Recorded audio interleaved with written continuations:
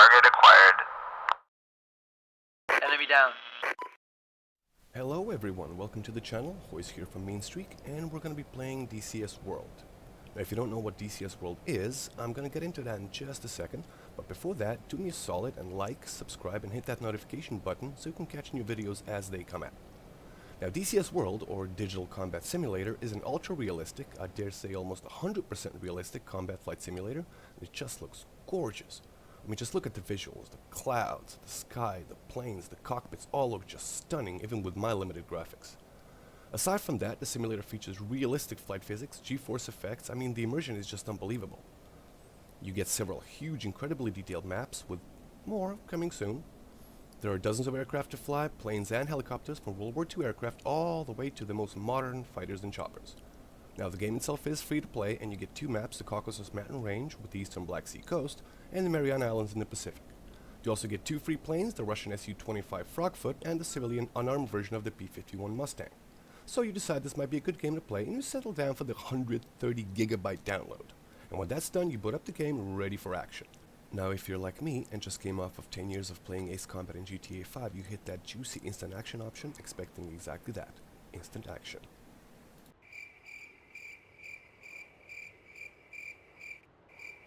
You find yourself in a cold and dark plane with no clue how to turn it on, let alone fly it.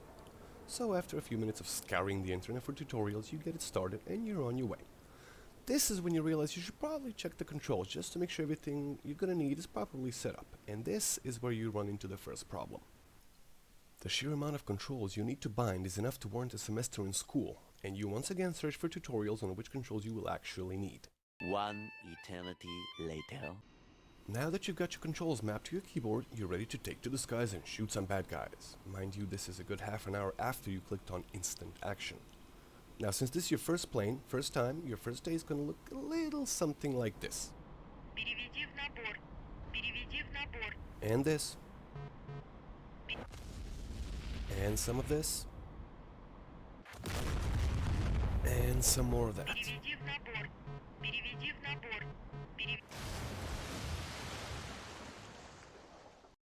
At this point, if you decide to rage quit and uninstall the game, I really wouldn't blame you.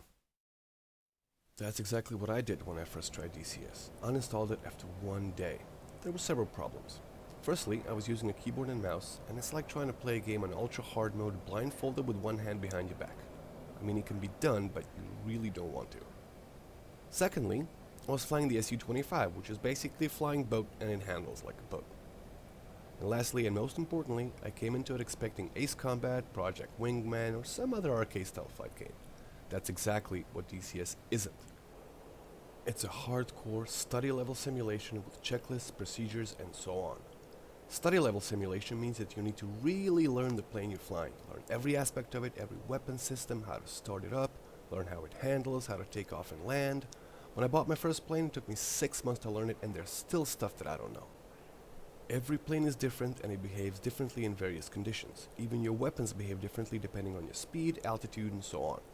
Now, I just gotta say that all that effort is worth it.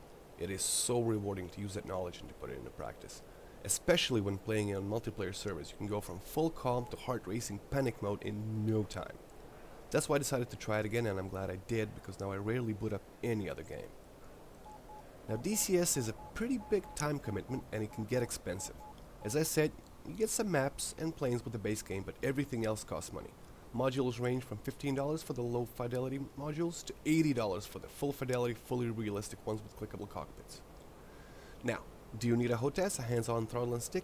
No. Are you gonna want it? Yes. Same goes for head tracking software. Not crucial, but it enhances the experience greatly. And you're gonna need a decent PC. 10-year-old bucket just isn't gonna cut it. And if you want the game to look awesome, you're pretty much gonna need to join the PC Master Race. And that's it from me. Hope to see you again in a future video. Now, if you like what you see here, don't forget to like and subscribe, and see you all in one of the servers that are available on DCS. Have fun!